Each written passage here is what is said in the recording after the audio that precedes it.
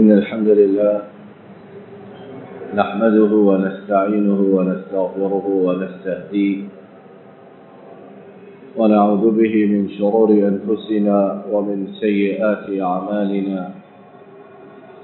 من يهده الله فلا مضل له ومن يضلله فلا هادي له. وأشهد أن لا إله إلا الله وحده لا شريك له. وأشهد أن محمدا عبده ورسوله صلى الله عليه وسلم. اللهم صل على محمد وعلى آل محمد كما صليت على إبراهيم وعلى آل إبراهيم إنك حميد مجيد. اللهم بارك على محمد وعلى آل محمد كما باركت على إبراهيم وعلى آل إبراهيم إنك حميد مجيد. رب اشرح لي صدري ويسر لي أمري واحلل عقدة من لساني يفقه قولي. اللهم انفعنا بما علمتنا وعلمنا ما ينفعنا وزدنا علما. سبحانك لا علم لنا إلا ما علمتنا إنك أنت العليم الحكيم. أعوذ بالله من الشيطان الرجيم. بسم الله الرحمن الرحيم. ما يفعل الله بعذابكم إن شكرتم وآمنتم وكان الله شاكرا عليما. ہر قسم کی تعریف و ستائش اللہ رب العالمین کے لیے، اور ارب درود و سلام امام الانبیاء قائد المرسلین رحمت دو عالم حضرت محمد رسول اللہ صلی اللہ علیہ وسلم پر اور آپ کے ان صحابہ کرام پر جنہوں نے آپ کی اتباع اور فرمانبرداری کی.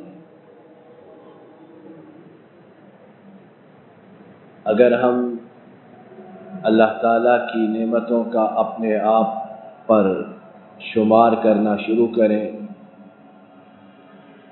انہیں گننا چاہیں، تو یہ ہمارے لیے ہرگز ممکن نہیں ہے.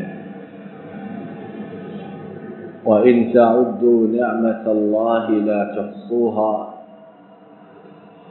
اور اگر تم لوگ اللہ کی نعمتوں کا شمار کرنا چاہو تو تم ان کی گنتی مکمل نہیں کر سکتے. ہر انسان امیر ہے، غریب ہے، پڑھا لکھا ہے، ان پڑھ ہے، جاہل ہے یا دو چار حرف جانتا ہے، کالا ہے، گورا ہے.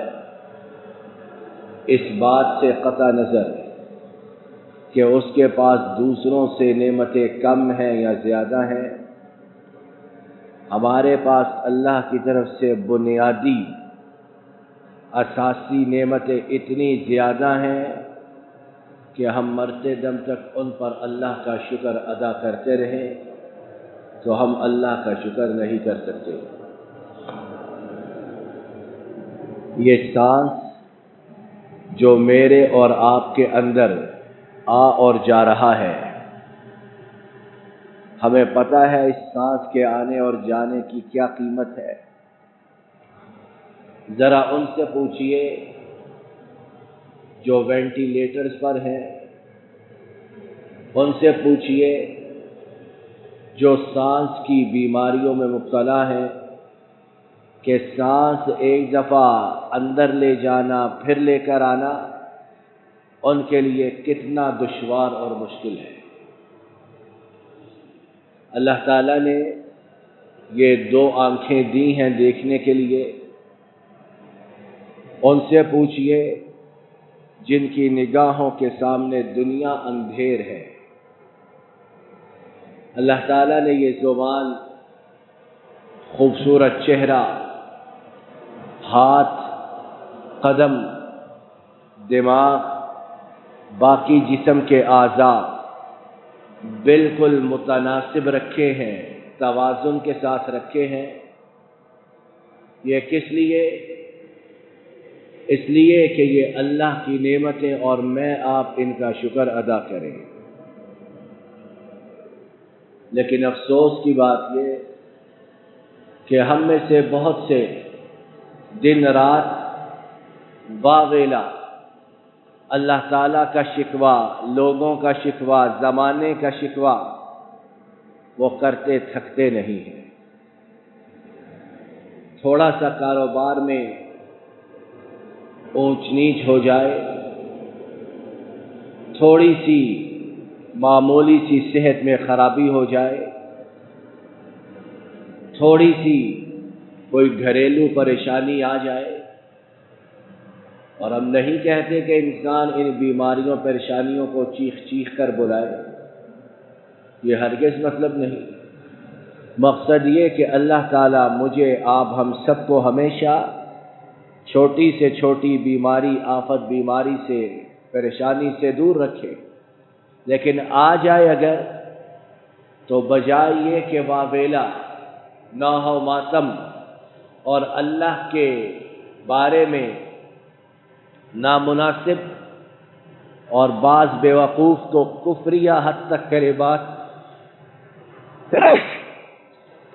اللہ کے بارے میں زبان سے نکالتے ہیں، اور نہ جانے ان کلمات کی زد کہاں کہاں پڑتی ہے۔ کیا ہم نے کبھی سوچا ہے کہ اگر کاروبار میں اونچ نیچ ہوئی ہے، پریشانی آئی ہے، تو اللہ تعالیٰ نے پچھلے عرصے میں کتنا کچھ اپنے فضل و کرم سے عطا فرمایا ہے کہ ہم اس کے قابل ہی نہیں تھے۔ انسان اگر اپنی اصل اوقات کو یاد رکھے، اپنی اصل کو نہ بھولے، تو اللہ جو کچھ دیتا ہے انسان تو اس کے قابل بھی نہیں ہے۔ صحت، اس میں کمزوری پیدا ہوئی، عام معاشرتی حالات تھوڑے سے بگڑے، تو سوچئے کہ کتنا پہلے کا عرصہ اللہ تعالیٰ نے ہمیں اپنی عافیت میں رکھا، اطمینان، سکون، ہر نعمت سے نوازا، اور اب بھی جو مشکل آئی، بیماری آئی، 1 2 3 4 5 چیزوں میں آئی، باقی دسیوں، سینکڑوں یا ہزاروں چیزیں، معاملات ایسے ہیں کہ اللہ تعالیٰ نے ان میں خیریت اور عافیت رکھی ہوئی ہے۔ شکر جتنا رب ہم سے اپنے لیے کروانا پسند کرتا ہے، افسوس کی بات یہ کہ ہم میں سے بہت سے لوگ اتنے ہی شکر سے دور اور غافل ہیں۔ پہلی بات جو ہمارے سمجھنے کی ہے وہ یہ ہے کہ ہم عام طور پر اللہ کے عذابوں سے بچنے کی بات کرتے رہتے ہیں۔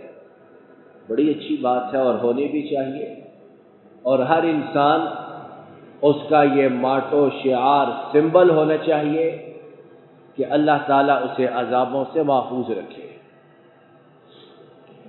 آئیے ایک ایسا نسخہ کیمیا اللہ تعالیٰ کے قرآن پاک کی ایک آیت کریمہ میں ہم یہاں سے لے کر جائیں کہ اگر ہم اس نسخے پر عمل کر لیں تو اللہ کے وعدے کے مطابق اللہ نہ صرف عذابوں کو ٹال دے، دور کر دے، بلکہ اس سے مزید بڑھ کر ہمارا قدردان اور شکر گزار ہو جائے۔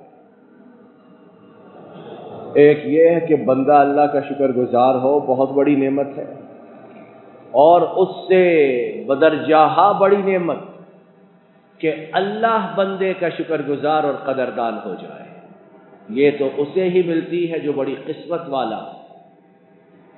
ابھی ابتدا میں ہم نے جو آیت کریمہ پڑھی، ما يفعل الله بعذابكم ان شکرتم وآمنتم،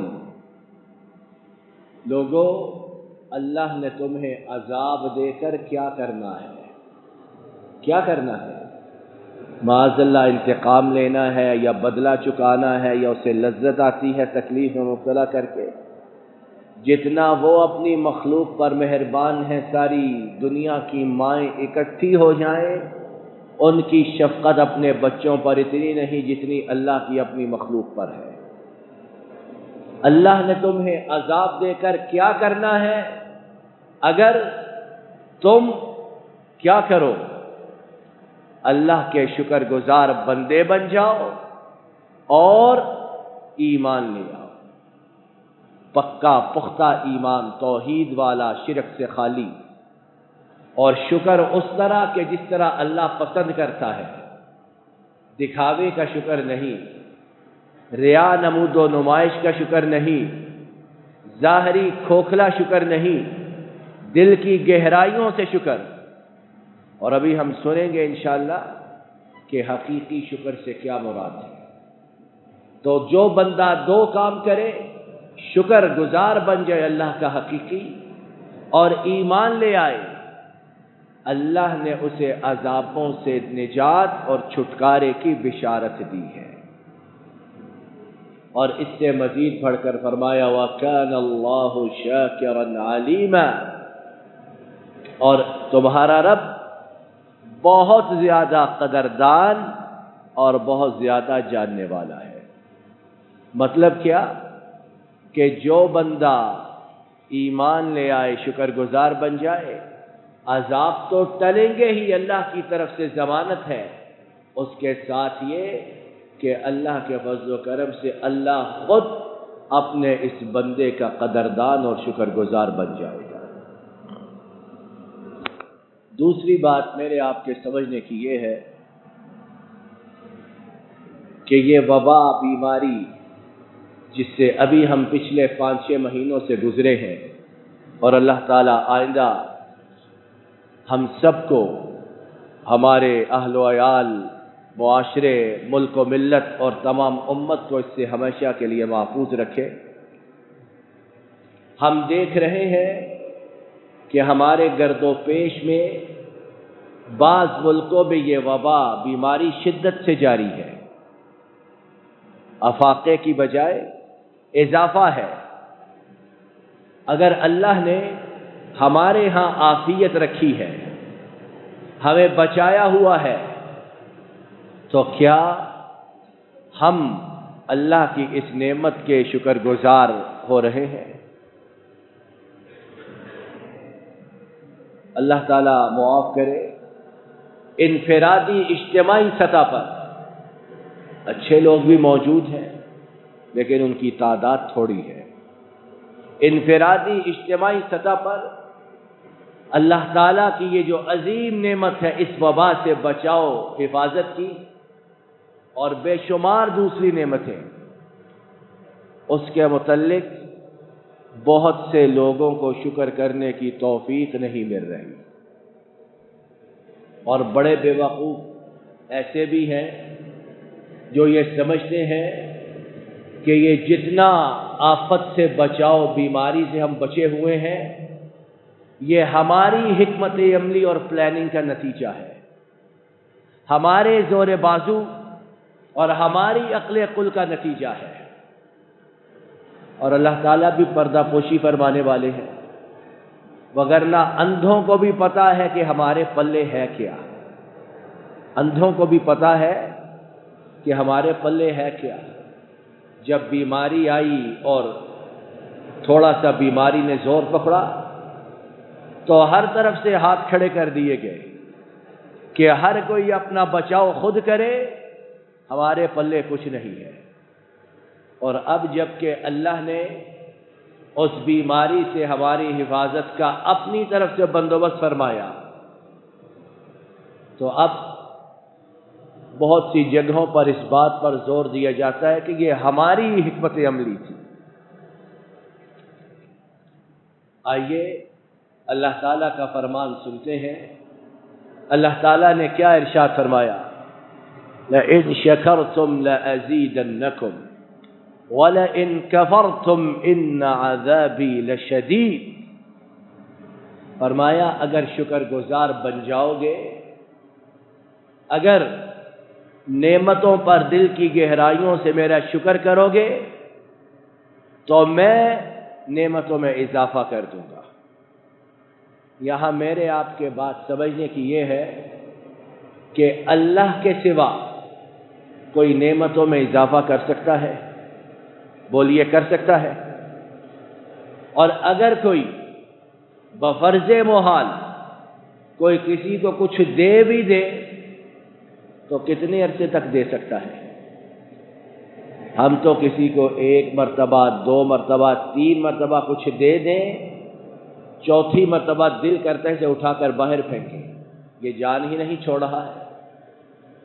اور وہ رب وہ ہے کہ ساری دنیا کو ان کی خواہشات کے مطابق دے دے، پھر اس کے خزانوں میں اتنی کمی جتنی سمندر کے پانی میں سوئی ڈبوئی جائے تو سوئی کے ساتھ جتنے قطرے نکلتے ہیں اتنی کمی اس کے خزانوں میں ہے۔ فرمایا نعمتوں پر شکر کرو گے تو مزید اضافہ ہوگا، بڑھوتری ہوگی، کمی بیشی نہ ہوگی۔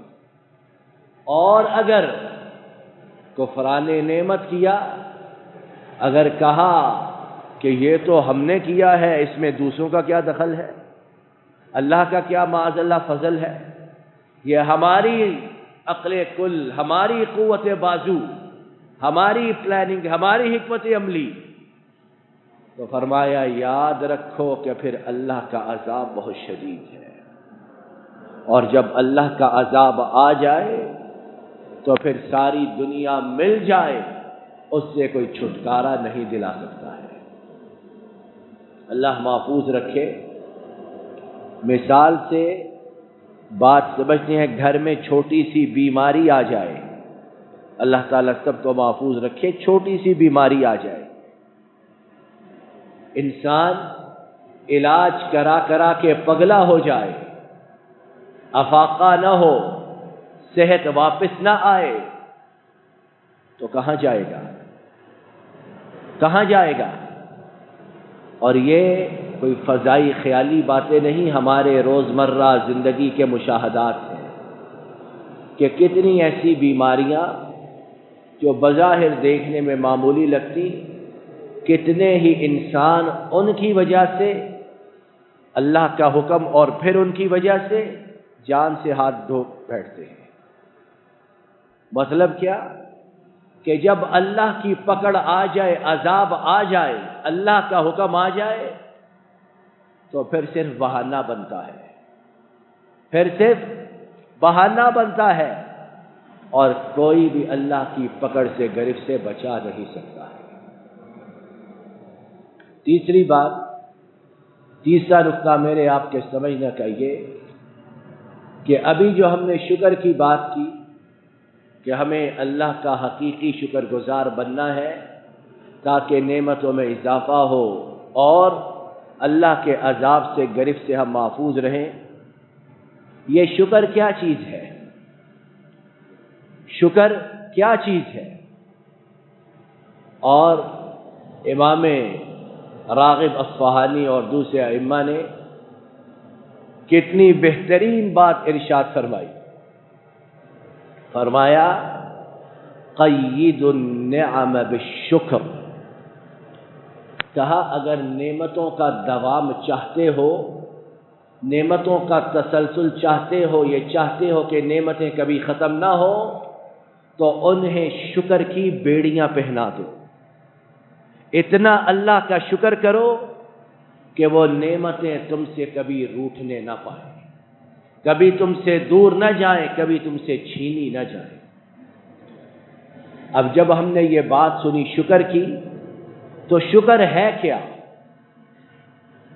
ہمارے نزدیک یا بہت سے لوگوں کے نزدیک شکر زبان سے الحمدللہ، اللہ تیرا شکر اور اس طرح کے 2-4 کلمات کہنے، یہ ہم نے شکر کی انتہا کر دی ہے کہ اپنے قیمتی وقت میں سے 1-2-4 منٹ نکال کر اللہ کا شکر ادا کر دیا۔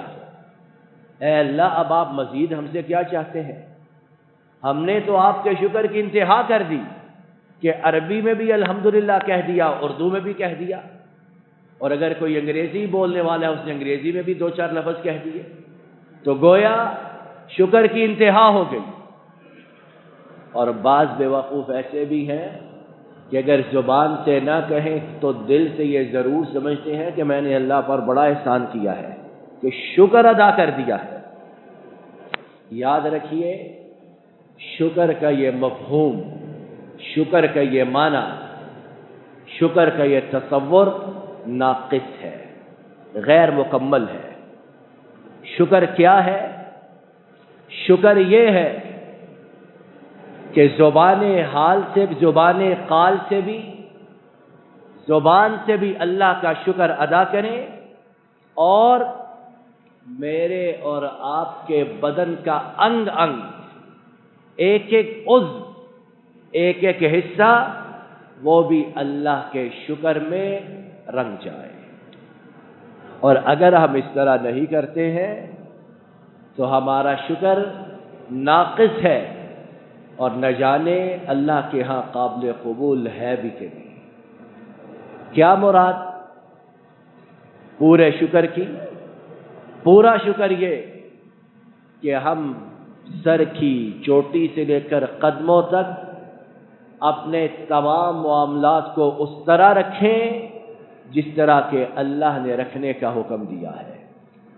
ہر وہ بات کریں جس کے کرنے کا اللہ نے حکم دیا، اور ہر اس بات سے دور رہیں جس سے اللہ نے روکا ہے۔ اگر شکر کے اس معیار کو ہم اپنے سامنے رکھیں تو پھر اللہ لگتی کہیں ہم میں سے کتنے لوگ شکر اس کے ترازو پر، میزان پر پورے اترتے ہیں۔ ہم تو زبان سے 2-4 شکر کے لفظ کہہ کر سمجھتے ہیں کہ اب ہم آزاد ہیں، اب ہم جو چاہے کریں، ہم پر اللہ کی کوئی گرفت نہیں ہونی چاہیے، کیونکہ ہم نے اللہ کا شکر ادا کر دیا ہے۔ اور ہماری انفرادی اجتماعی بہت بڑی بدقسمتی یہ کہ غلطیاں، گناہ تو ہم کرتے ہیں اور ہر انسان کرتا ہے، لیکن ہماری بہت بڑی بدقسمتی یہ کہ غلطی کا احساس گناہ، احساس جرم جو ہے وہ بہت سے لوگوں کے نزدیک ختم ہو چکا ہے۔ احساس ہی نہیں کہ ہم گناہ کر رہے ہیں۔ اور جب کسی قوم کے، فرد، ملت کے دل سے احساس مٹ جائے تو وہ سمجھ لے کہ ہلاکت، تباہی ان پر آیا چاہتی ہے۔ تو تیسری بات مجھے آپ کو یہ معلوم ہوئی کہ اللہ کی جو بے شمار نعمتیں، لاتعداد عنایات، نوازشات، میں آپ اس کا شکر ادا کریں۔ کس طرح؟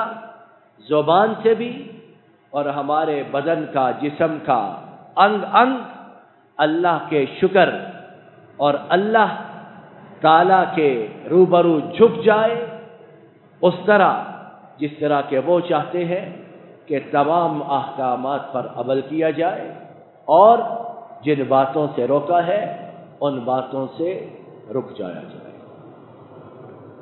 چوتھی اور آخری بات میرے اور آپ کے سمجھنے کی یہ کہ ہر انسان ہمیشہ اپنا فائدہ دیکھتا ہے، اور ہمارے دین نے، ہمارے مذہب نے بھی ہمیں اسی بات کی تاکید کی ہے کہ دوسروں کا خیال رکھو۔